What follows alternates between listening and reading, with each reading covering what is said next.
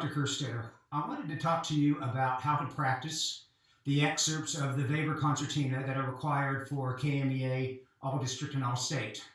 There are two sections of this. One is from the beginning, which is marked Adagio ma non troppo. That means slowly but not too much. The intention for this is that you feel eighth notes. In other words, you play this thinking beat divisions.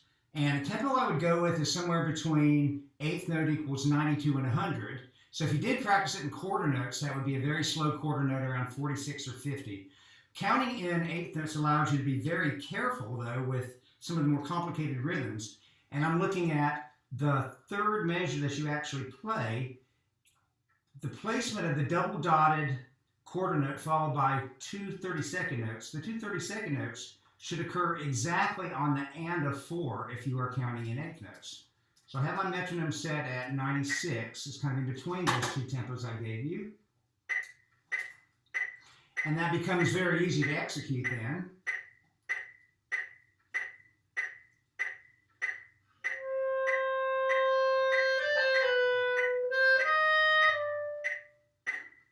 Looking down further, letter A.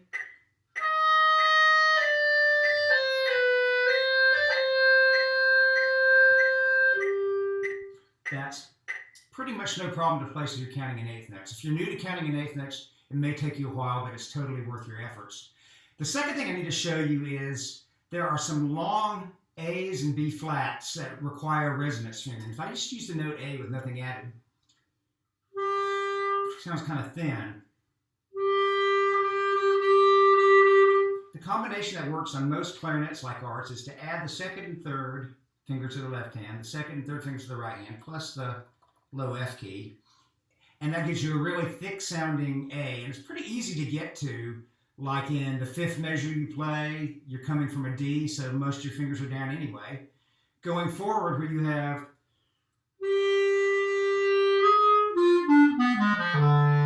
you need both resonance A and also resonance B flat. Notice resonance B flat has two less fingers. You finger B flat, you add your third finger, and the low F key. And that gives you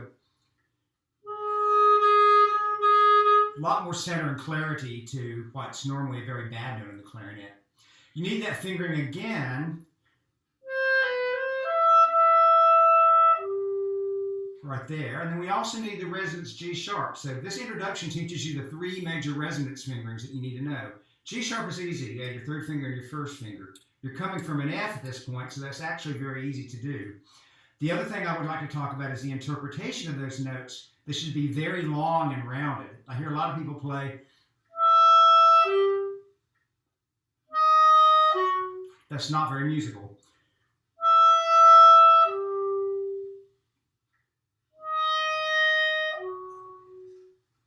Discussing the dynamics now, there's a number of places in this where we have subito dynamic effects. We'll go immediately from loud to soft or vice versa. Right at the very beginning,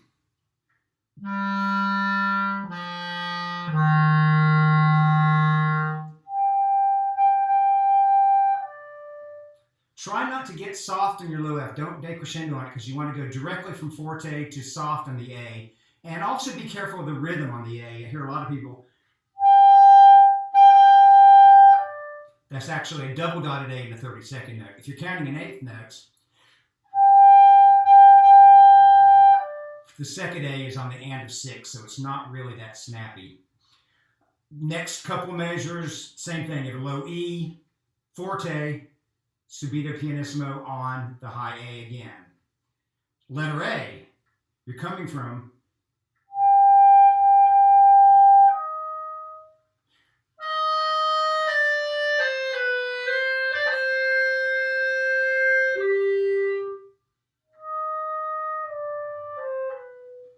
first of all, try to resist doing a diminuendo at the second measure of A. Second of all, put a breath after the second measure of A. That will allow you to get really, really soft more easily, coming after a breath. Now, looking forward, we have these two trills, which are kind of more difficult than you would think. You want to start slow and go fast. Practice these carefully with the metronome. It's somehow hard to count while you're trilling. And before you play the two grace notes, you have to end the trill. this may be a little exaggerated, but you have to end on F sharp before you play the E, F sharp grace note. The next trill is even more important because that's a difficult trill. The very end of this section, take your time, legato tongue every note, and get really soft on the last note.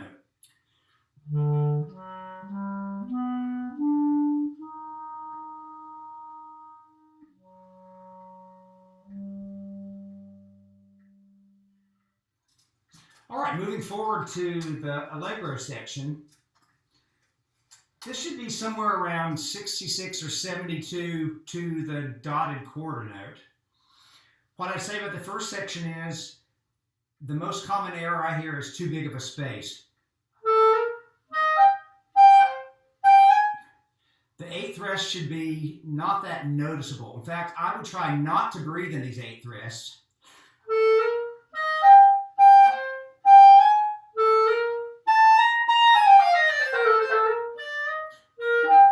Only where you need it. Maybe one time take a breath.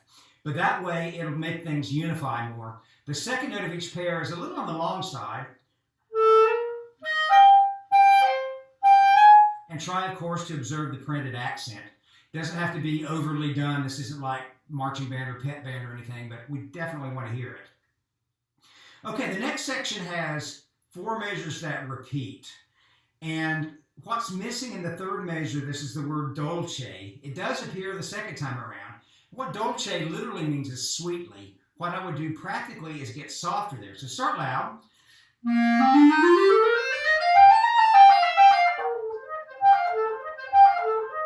And that third and fourth measure get really quiet. And then the fifth measure.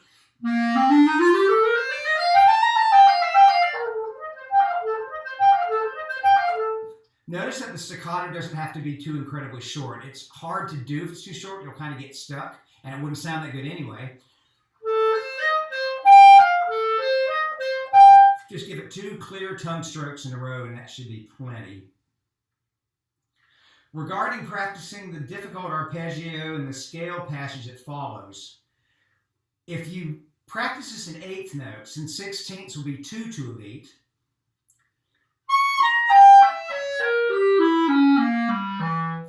the instructions that KMEA provides is that the next measure is a misprint. The first 6 notes should also be 16th notes. So again, 2 notes per eighth note.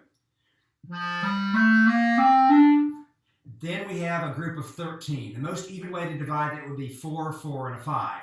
So that measure is going to be 1, 2, 1, 2, 1, 2, 1, 2, 3, 4, 1, 2, 3, 4, 1, 2, 3, 4, 5, 1.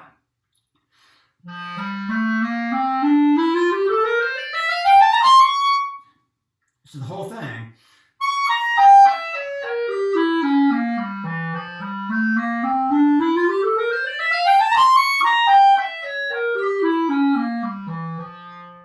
Needless to say, it's difficult to go directly from 5 notes to a beat to 2 notes per beat. Next section is marked con passione, with passion. I would recommend starting this softer so you have room to build and really do a lot of shaping. The only thing that's written is a crescendo in about the 7th or 8th measure of this, but I would shape all of these.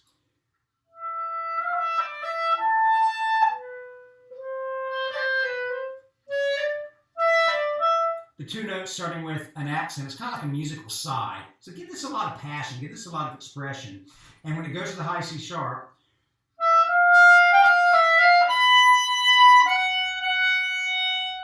don't start diminuendoing until it's marked 2 measures before G. All right, going forward, the next 2 or 3 entrances are not that hard. Remember the accent, etc. Now, what I want to show you about the con fuoco is the 8th note needs to be long.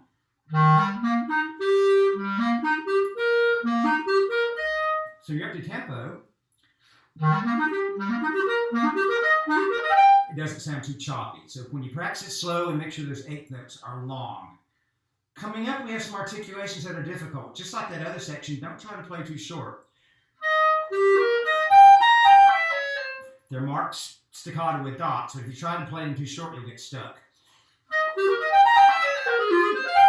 Something like that. Letter H, we can do the same trick with counting in 8th notes. We have groups of 2, then we have an 11-note group, which I would play a 4 and a 4 and a 3.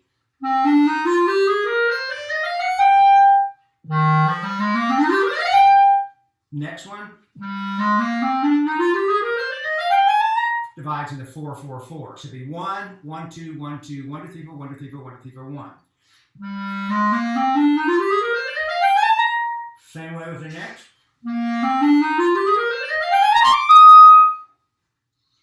Okay, another awkward articulation.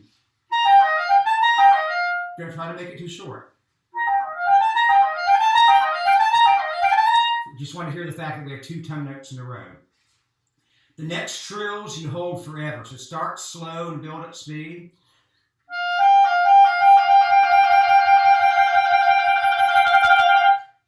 It's okay to breathe between the G to A trill and the E to F trill, but make sure you end the G to A trill on a G before you breathe.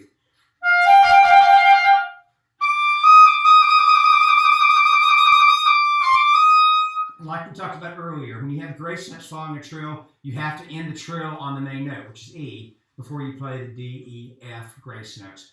And hold that last F like you mean business. You just ended this 10-minute long concertina if you played the whole piece.